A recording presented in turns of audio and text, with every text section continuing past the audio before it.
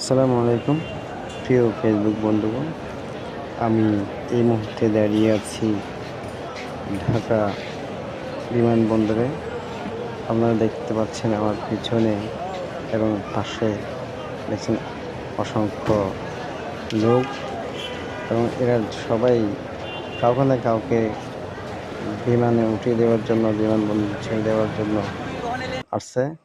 ঠিক আমিও আমার ভাগিনাকে নিয়ে আসছি, আমার ভাগিনাকে একটু বিমানে তুলে দেওয়ার জন্য।